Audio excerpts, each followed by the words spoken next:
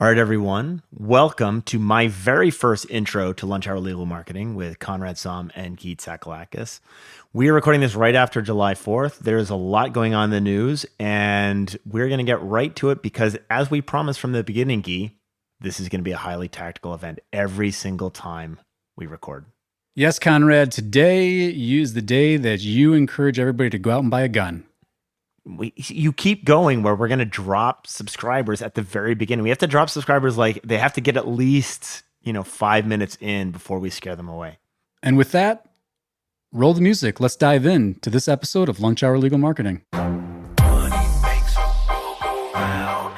Welcome to Lunch Hour Legal Marketing, teaching you how to promote, market, and make fat stacks for your legal practice. Here on Legal Talk Network.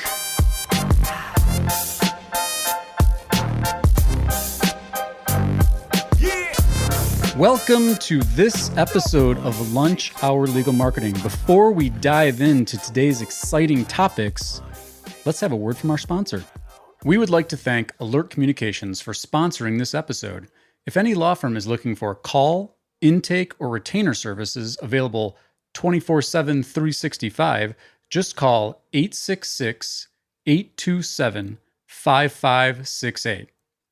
So Conrad, back to all of these topics that are going on. Where do you want to start?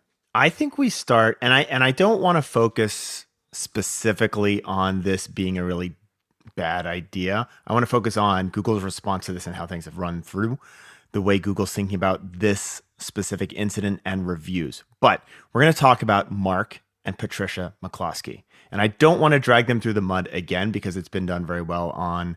But Gyi, can you just give a quick background of who these two are? I actually didn't know their names until you had mentioned them, but they're plaintiffs' lawyers. Where Correct. are they located? St. Louis.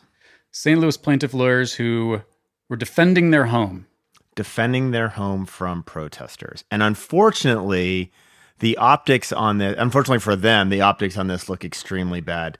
The AR-15, I'm not a gun guy, so maybe it's not an AR-15. Let's call it scary gun and little tiny silver gun. And two things happen out of this. I mean, all of the gun people that I know made fun of the way they were actually criticized, the way they were handling their weapons. And two, they were kind of threatening people. They also went so far as to they were the ones who filed the police report, right? The initial police report on this. And so what has happened here has been a pretty severe backlash online. I think this brings up a whole bunch of questions. But what I want to key in here, because none of this should be news to anyone unless you've been living under a rock. If you're at least listening to this podcast, you know what we're talking about. The interesting thing for me, Gyi, is when we've seen some of this behavior in the past, we've seen a lot of I don't want to use the word online vigilantism, but there has been a lot of Twitter mob. I will call it review mob. Like Review there have mob. been a GMB lot mob? of the GMB mob, right? And there have been a lot of companies who have seen their reviews, their online profiles just absolutely destroyed. And that's not been the case with McCloskeys. I've been watching this in terms of how Google's responded to this. If you look up the McCloskey Law Center in St. Louis, Missouri right now, there are but 2 Google reviews. Are you stoking the GMB mob right now as we speak? I don't want to, because here's the thing.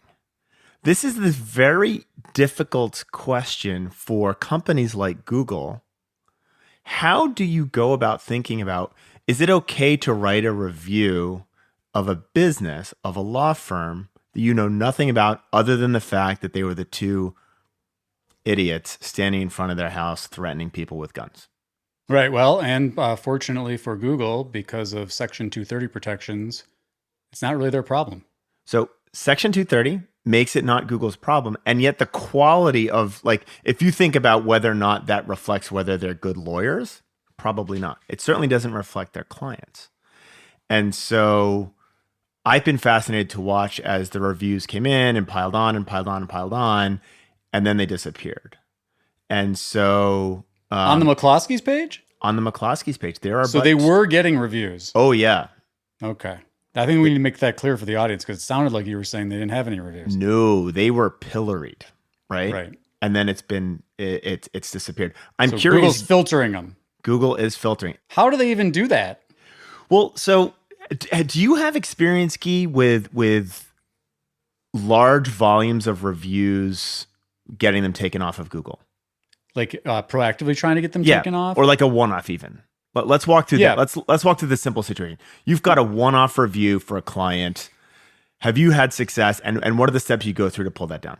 Yeah. So are we being Google specific, or are we talking about any review platform? Let's start with Google, and then we'll go to and I think your point is clear here.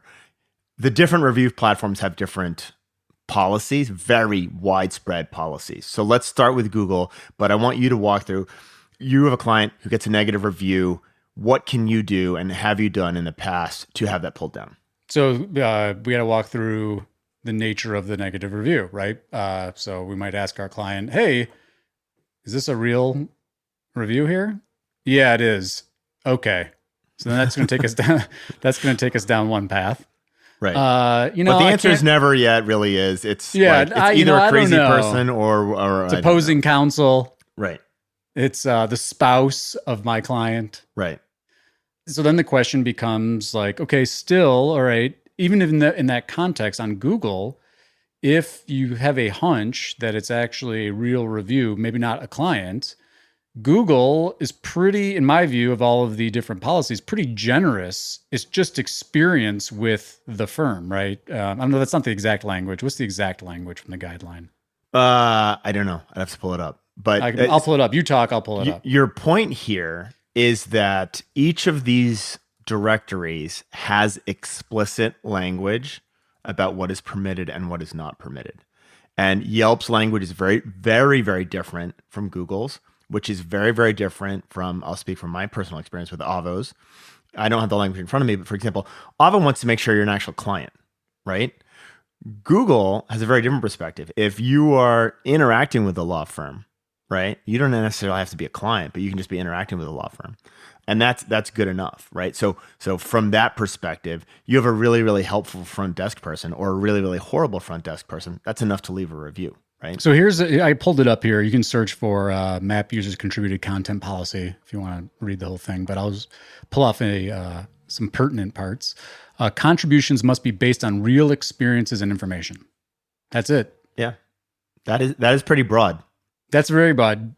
That's broader than Yelp even. Deliberately fake content, copied or stolen photos, off-topic reviews, defamatory language, personal attacks, and unnecessary or incorrect content are all in violation of our policy. So that's the thing is you got to pick one of these policy violations if you're going to go the direction of trying to have Google take it down. You got to name a policy violation, try to articulate it, couch it in terms of the policy violation. Right. And good luck. Well, so that's my next thing, especially with that's a very, very broad description specifically for Google. Your level of success in pulling stuff down? Low. Okay. And is that by, so I would fall into that category as well. It's very low. I have one exception, and I think my exception is very similar to the McCloskeys. Google is very aware of when a individual listing just gets bombarded and when there are political components to this that are not related to the actual practice of law or whatever that small business does. The one client I have where we have removed hundreds, if not thousands, is a heavily involved political client, and they're just attacked from a political perspective on a regular basis. And so Google's got them kind of sequestered off. And so they have a very small number of actual reviews, but they do have a different policy. But in general, the ability to pull stuff down specifically from Google is fairly difficult. Yeah. And the other one that I think you can have some success with is if you can identify a pattern of fake reviews. So, same profiles leaving reviews all over different law firm websites, and it's an obvious pattern of fake. Those, I think they're not great at it. It's really because the issue is that what is Google? They're a technology company. They want to solve this with math. And so a lot of these reviews, unless you can really show a pattern, you need to get it in front of a human being to look at it. Right. And Google they're just not built for that. Right. So one of the things, Gyi, that Jason Brown has been talking about this, Right. talking about Google becoming much more active at pulling reviews down and much kind of transforming more into a Yelp model on the review side as opposed to what's much more kind of Wild West. And that's been over the last month, I think. Yeah. And, not to get philosophical here, but to get philosophical, I think that I think there's going to be a question of where that line of moderation, what the accountability is. Is there going to be, how's Section 230 going to be interpreted? Are there going to be changes to Section 230? Yeah. Because, if people, we live this stuff. And so, how much credence do you put into online reviews, Conrad? Well, I would say, I think as a consumer. Yeah. No, that's where I'm going with this. Yeah. I think you and I are probably at the tip of the iceberg. I need a better analogy here in terms of our level of cynicism. I can tell you this, the terrible CRM system we currently use for the agency, they look amazing with their reviews online. Hundreds and hundreds of, and I can tell you this is, if this CRM system were a car, it wouldn't have it wouldn't have wheels or a transmission. It is so bad. No one would ever possibly have used this thing and left it a 3-star review. And so the reviews are increasingly questionable. And, I've been saying this for a while. It'll be fascinating when Amazon does a really good job of saying there's a verified buyer. They actually bought the pencil, the book, the whatever, the skateboard. A lot harder for Google to actually get to that level. So what's a lawyer to do, Conrad? What's a lawyer to do? Well, I know this guy who once told me you can't SEO your way out of being a bad lawyer. Right. Well, how about, let's also, what also I thought you were going to go with this whole McCloskey thing is, what about this notion of any publicity is good publicity, right? So do your gun owner friends, are they more inclined to be like, yeah, McCloskeys? Well, okay. So we can go down this path. So, and we can use guns or we can use masks or any of these are metaphors for the same thing. I happen to be in Seattle. I've been here since 2001. I am so pinky snowflake, left-leaning liberal. This episode brought to you by the Autonomous Zone. Well, it's gone. The chop zone is gone. Yeah. Anyway, but you need to think about who you appeal to. So we can talk about guns in a less kind of threatening light. I use Gyi Tsakalakis as an example all the time of a lawyer who personally doesn't appeal to me because she is big on the Second Amendment and guns scare the crap out of me. Right? It's not a thing I'm into. So from a pure, do I relate to Gyi as someone, if I was just looking at her from the outside, does that relate to me? No. But does it really help position her for people who that is an important thing, right? Who really believe in that? And the answer to that is 100% yes. So the question, and I'm going to we'll move from guns to masks here, although we can use the McCloskeys as an example.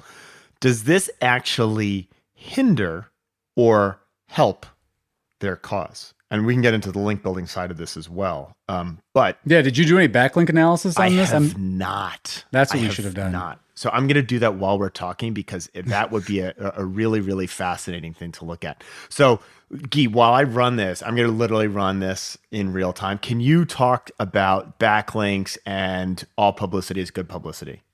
Yeah. So essentially for our listeners who know the SEO game, links to your website are like votes for your website, but not all links to your website are created equally. So my view for a local business, hyper relevant local links, like, think local city newspaper, schools, maybe if you're a PI lawyer, you're thinking rehabilitation centers because it's, you're also a tangential service provider for people that have been injured, those kind of businesses. Links from those places from a local perspective, really, really powerful in helping your pages appear in search engine results. That's not to say that a link from, say, CNN or a link from, some major news site, those are valuable as well. I think it's just a slightly different thing. So what we're driving at here is, did this PR, even though, so if you didn't identify with it and you're like, these people are shouldn't be doing this and are not, whatever your opinion is. You're so nice the way you talk. Thanks, I guess. In any event, what kind of online PR did this generate in the context of links? Because, and we've seen this. You and I could probably, this is probably a whole episode we could talk about, but lawyers who have done massive link building campaigns that to the public or to the uninitiated look like, well, why would they do that? And then you go look and it's like, oh, look what that did to their link profile. And then, and this is the thing, like the best SEO is invisible, right? So you talk to these folks that have done these SEO link building, link bait type of things, and, it generates news. I mean, you can tell your story of Avo. In any event, so that's what we're wondering is, did this event, this incident, generate backlinks? Conrad, what's the result? If you were a very, very cynical person, you could say they did this on purpose for pure SEO benefit, right? So I'm looking at this. Their backlink profile just absolutely exploded. So prior to the incident, they had a paltry, and this is, by the way, this is not the right, this is much more complex than what I'm going to display this as, but just work with me on this. They had a paltry 20 different domains that pointed back to their site, which pretty much gets you nowhere. Within a week, they have added 6x to that. And so and by the way, they're not my client. Gyi, they're probably not your client if you didn't know who they were. So we'll disavow any knowledge of this or any planning, although it's some of the, I would not go so creative as to push this as a tactic because the world, don't let the SEO tail wag the dog. But from a pure link building perspective, this was a genius move. And if I'm the McCloskeys or their SEO agency or advertising agency, the thing that I would do at this point in time, I would be working really hard to keep, and again, do not let the SEO tail wag the dog. Very important. But I would be working very, very hard to keep this story in the news. And I would have something on my website, a video, we call this anchor content, something that exists nowhere else that, say, the local press is going to link to. So I'm just going to free associate here. If I am the McCloskeys, this is what I do. This is what I pull. And I'm assuming that these are really good people. So let's just make that assumption. Maybe I'm not right about that, but let's just say they are. I go out of my way to embrace someone from the local Black Lives Matter movement. I sit down with them on video and we have a conversation about what transpired. And I put that on my website. I don't throw that on YouTube. I put that on my website. And that may be a very hard conversation to have. It may be raw, blah, blah, blah. We prep for it. We make sure we don't come across as crazy white supremacists, et cetera, et cetera. So don't bring the guns. Don't bring the guns to this talk. But you have a piece of content that is very raw, very real, very relevant, and very newsworthy, and frankly, very link-worthy for people to link back to your site. And I would stoke that like mad. Again, you cannot let SEO guide everything that you're doing, but that's the kind of thing that a really, really good SEO agency would be thinking about. And with that, let's take a break. As the largest legal-only call center in the U.S., Alert Communications helps law firms and legal marketing agencies with new client intake. Alert captures and responds to all leads 24/7, 365 as an extension of your firm in both English and Spanish. Alert uses proven intake methods, customizing responses as needed, which earns the trust of clients and improves client retention. To find out how Alert can help your law office, call 866-827-5568 or visit alertcommunications.com/LTN. And we are back from the break, and Conrad is teaching us how to stoke people's link building fires by sitting down with guns. Well, I mean, if I had a job, if I didn't run an agency, if I actually had a job, the creativity required to be really successful in link building and the PR and the outreach around that is really fun. It's unusual. It's out of the box. It's responsive. You need a great spokesman, right? You need to be if you're a law firm, you have to be really quick on your feet. Like it's a good trial lawyer type of skill. Super, super fun. Yeah, and it works. Now, this will be the other interesting thing. And again, maybe we do a follow-up at some point. Did any of those links do anything? Yeah. Well, so the beauty would be if we had access to McCloskeys GA account to see whether or Search or not, Console. Because the other piece of this, which, now we're going to get really nerdy, is I am of the, I think back to Eric Schmidt's famous words that brand sorts out the cesspool. And if you really go deep on that, the fact that people are searching on their name plus permutations of lawyer or whatever it is, that's brand signaling to Google. And I bet you, and this is another argument for keeping that story in the news, is that those searches are actually helping the McCloskeys visibility, both in local and in traditional results. So that's my hunch. We see this with TV advertisers that exactly when people are searching on your name and your firm names, that call it a popularity signal. And I know that there are people that will hear that and be like, this can't be right. This isn't how it works. And I'm persuaded, I'm converted. I think that those brand signals with the click-through rates, that the signals that Google can extrapolate from those kind of searches, they play a role. They absolutely play a role. And I mean, so let's go back to the theory of why this happens, right? If you are looking for a pair of sneakers, right, and Google knows that, and they know this because they've got more data than you can imagine. They know that lots of people when they're talking about sneakers are looking for Nikes and researching Nikes and reading about Nikes. That all right, well, Nikes must be good sneaker, and so it thematically makes sense in terms of the way they think about these things. So I mean, a very fascinating concept to think about. Does the perspective, does the bias, does the negativity or positivity around? I mean, it could be Nike sucks, right? And how does that implicate from an SEO perspective?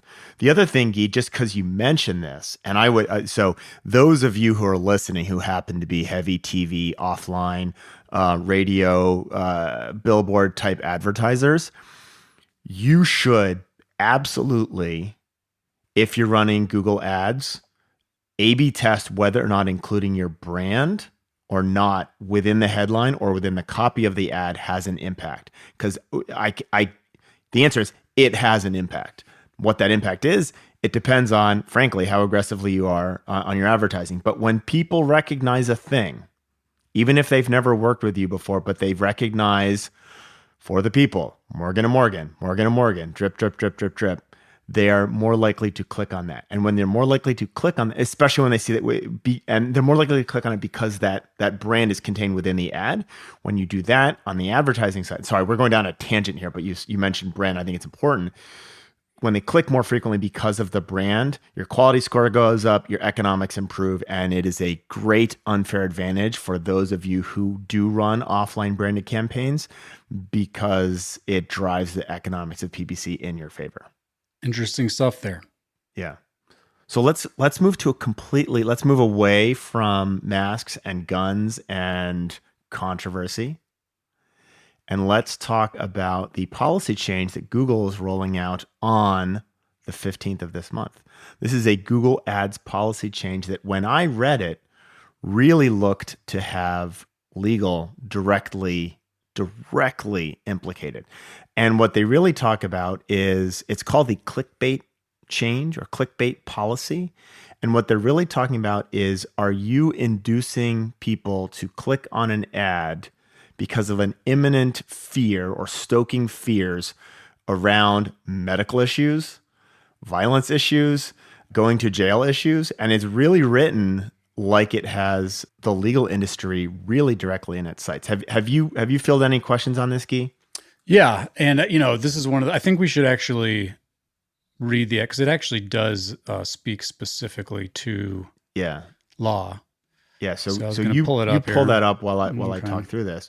So I've connected with Google through our Google Premier Partnership Program around this, and my contact there, and we talked about it specifically. Hey, it feels like you're targeting every single one of my clients here, And she said, it's really more around being deceptive and making sure that people are not being kind of coerced into clicking.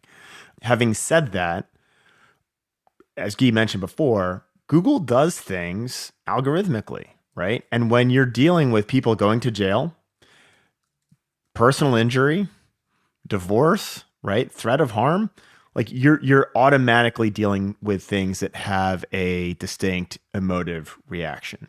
And so I think it's possible that on the 15th, as the Google algorithms kind of settle out, we may see a bunch of carnage in the PPC world with ads being disapproved.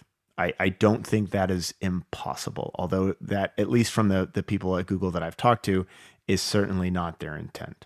So here's part of the policy. It's the just for folks that want to follow up on this, is the updates to the misrepresentation policy, July 2020.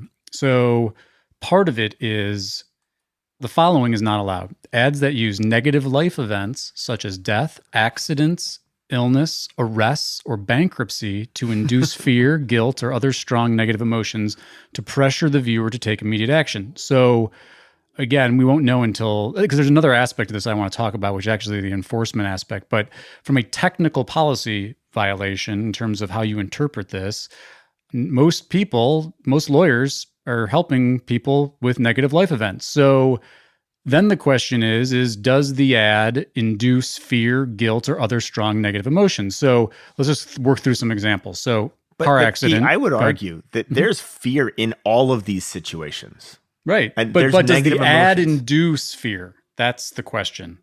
Okay. Does the ad induce the fear? So here's like a couple call of, me or go to jail, right? That Yeah, would probably be a bit far. Yeah, let's try to walk through a couple of examples, and I want to get your opinion on each of these. So first one is car accident, and then the ad is, don't lose your rights, call us now.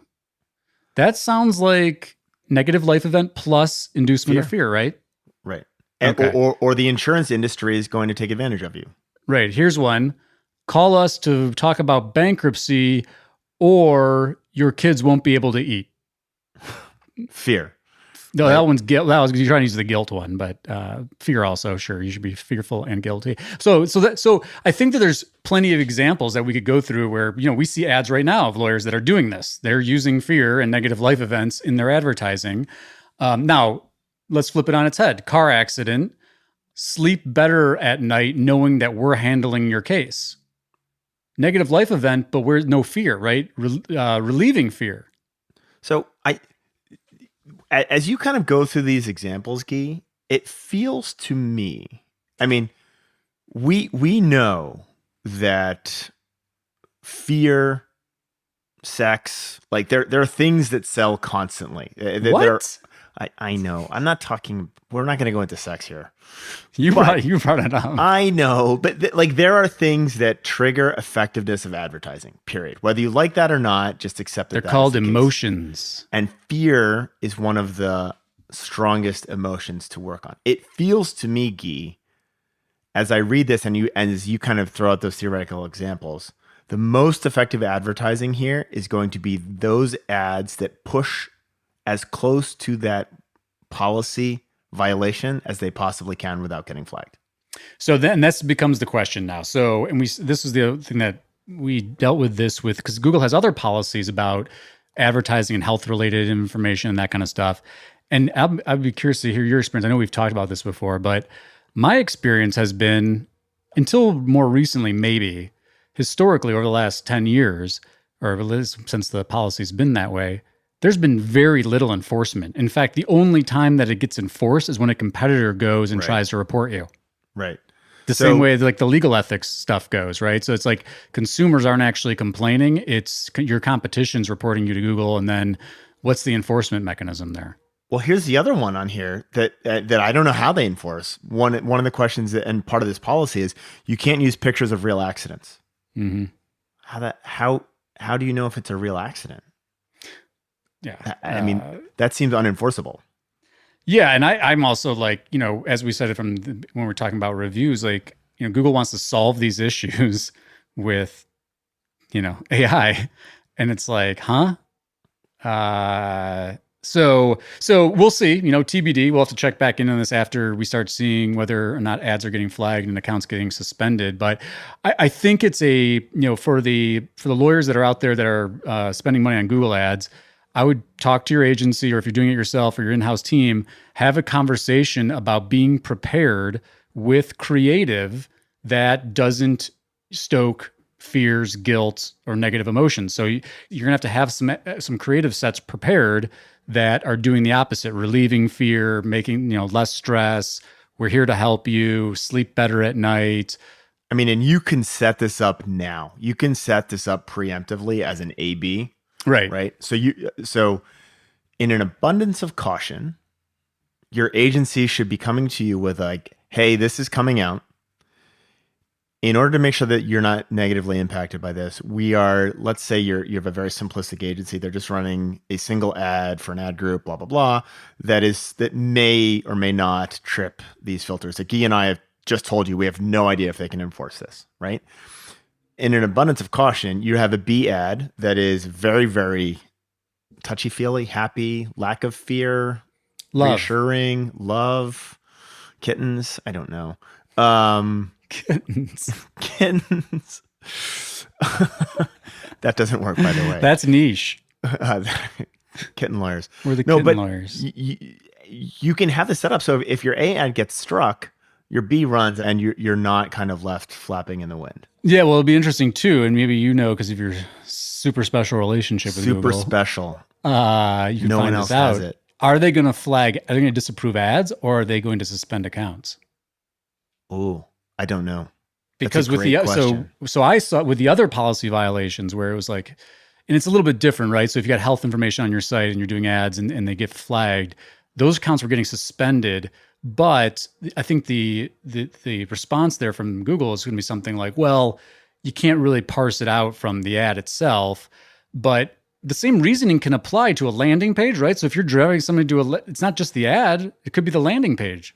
No, but this is specifically called clickbait policy. It is, right? and it says specifically ads. We'll see. Yeah. So here's the thing, Gyi. I'm going to add that question. So I'm doing a webinar with Sherry from Google next week, and I'll add that to the question because is that at the ad level or is it at the campaign level? My gut tells me this is at the ad level. We should have Sherry come on Lunch Hour Legal Marketing. We should. I will ask her. I will invite her to join us, and we can talk about this. Let her listen to this episode first, and then she can decide if she wants. Yeah. She's like, I don't want to talk about guns. I don't want to talk about. I don't want to talk to you jerks. White supremacist lawyers. So we'll see. We'll see how this happens. I think one or two things is going to happen. Either this is going to be a big yawn, and this is going to be a waste of the last 10 minutes of your life for having listened to me and Gyi talk about it. Or there could be a really, really big shakeup that comes out next week. Or by the time you're listening to this, you'll be like, hey, what's going on? Couple other things, Gyi, in the Google world that have come out. We've seen a lot of testing of new interface and ads showing up specifically around legal and specifically around local. The knowledge panel ads. So the knowledge panel ads came out in 2017. Can you kind of talk about what those knowledge panel ads a little bit? Yeah, it's ads showing up. And what's a knowledge panel, first of all? Yeah. So the knowledge panel shows up on the right side, specifically if you were to do like a branded search for Coca-Cola or Bill Smith Law Firm. The knowledge panel shows up on the right side. It has all sorts of information about your firm. It is driven by your Google My Business profile. Right. In fact, if you just go do a search on your name, assuming you have, well, not necessarily even, but usually if you've claimed your Google My Business profile, you'll get a nice, rich knowledge panel with your images, reviews, address, hours, phone. And if you don't, and you have an agency, you should get a new agency, but that's a different conversation. Yes, that is. And so there are ads starting to show up in this area. And the key here that happened in 2017 is you could put an ad on someone else's knowledge panel. Right. So I could, for example, put a Mockingbird ad on Gyi's Attorney Sync knowledge panel that says, "For cheaper, better, smarter." Better, cheaper. We outsource everything to Uzbekistan, so you don't have to pay as much. Is that where the good work's coming out of Uzbekistan? All the good work is Uzbekistan. No, but like so that's the kind of thing now lawyers get super you guys get mad about people bidding on your names, right? Think about those ads showing up in the knowledge panel, right? So whether or not this rolls out wide is a very different question. The other one, Gyi, that I've seen, I don't know if you've seen this also. Have you seen the people also search for? I haven't seen it in illegal, but I've seen it elsewhere. Yeah, I haven't seen it in illegal yet. But we've seen it outside of that, right? So like if you're looking for Domino's Pizza, you might also get whatever the Pagliacci's or whatever it might be. Pagliacci's. You got to come to Seattle to eat Pagliacci's. It's only good pizza on the West Coast. So that's like the people also, it's basically, and this is, you were talking about brand earlier. The people also search for can really, it essentially says, I know all these different businesses are law firms and these are the brands that are well known, right? And that becomes a really, really fascinating way to look at things. And then the final thing is on that, if you click through on those local results, we've seen a couple, and this was specifically a legal example, where there's a carousel at the bottom of that page, of the big map at the bottom of that page, with a rotating list of law firms. So it's giving, local became really a fight over the 3-pack. And now they've kind of gone the complete opposite end. And by the way, this hasn't rolled out everywhere, and it may not roll out at all, but the example I saw, it had something like 20 or 30 different law firms rotating at the bottom of the screen. And as you rolled over it, the Google My Business knowledge panel style information came out. So there's a lot of stuff that we saw as kind of tests, but I don't know that anything is going to roll out. It looks like they're trying to come up with another way to frankly monetize a bit more. No. I said it. Yeah, that knowledge panel, that carousel had ads showing up in it. Morgan & Morgan, all over the place. Yeah, and I think one of the lessons here, I think too, is number one is don't go chasing tests, right? So like we talk about this cutting edge stuff, we stay on top of it, we think it's interesting. Some of it might turn into an opportunity. I do think this is a good reason to use something like Moz's stat tool because it tracks rich results, and so you can, if your target queries, if your universe of searches that are locally relevant and practice area relevant to you are showing some of these features, you should be all over it. But if they don't, right, if you're not seeing them, then this is more of like, hey, keep them in the back of your mind, start thinking about them. Maybe if you have a special relationship with Google like Conrad does, you call up your Google person and ask about these things. But for the most part, this is not I think sometimes people hear these shiny new things and then they go and like, oh, we got to go do this. And it's like, if it's not showing up for your relevant queries, it's not really worth your time. 100%. It's fun to talk about. So let's wrap this with what Gyi's really talking about here. Know the math. Know what's driving things for you. Have insight, access, ownership of the math, because things may change, things may not change. The Google Ads policy may completely blow your advertising campaign up. It may help it. It may hurt it. We don't know. You need to have ownership, access of things like, how much am I spending? How many people are actually contacting me? Your account. I love this argument that, oh no, this is our proprietary account. Gyi, can you come up with 3, 2, or 1 reasons for a law firm to be like, hey, I don't want to have access to my data? I'll give you $1. I'll send you a Pagliacci's pizza. That's going to be a hard one. Okay. I don't have access to what's a good reason for not having access to the accounts through which I'm spending my own money? I mean, look, at some level, it's like if you're getting some kind of deal out of it, I guess, right? So like if a lead generator is like, we're going to front the ad cost, but it's going to be on our ad accounts and you're just paying for leads, maybe that's an argument. Okay. I'm stretching. Fair stretch. I'm trying. Yeah. Here's the answer. It's your money. It's your account. It's your campaign. It's your law firm. Own it. And with that, we're going to wrap. We'll connect with you next month, but we're going to call this a wrap. Thank you, as always, listeners, for tuning in to this episode of Lunch Hour Legal Marketing. If you're not currently a subscriber, please do go subscribe to Apple Podcasts or Google Play or all these other various podcast tools. And as always, we encourage you and invite you to leave a review, positive or negative, as long as it's real. And if you're interested in participating, whether you have topic suggestions or you'd like to be a guest, please don't hesitate to contact us. We love hearing from you. Until next time, from Lunch Hour Legal Marketing.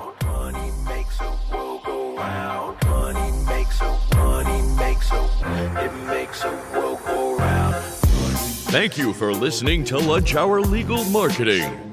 If you'd like more information about what you heard today, please visit LegalTalkNetwork.com. Subscribe via Apple Podcasts and RSS. Follow Legal Talk Network on Twitter, Facebook, LinkedIn, and Instagram. And or download the free app from Legal Talk Network in Google Play and iTunes. The views expressed by the participants of this program are their own and do not represent the views of, nor are they endorsed by Legal Talk Network, its officers, directors, employees, agents, representatives, shareholders, or subsidiaries. None of the content should be considered legal advice. As always, consult a lawyer.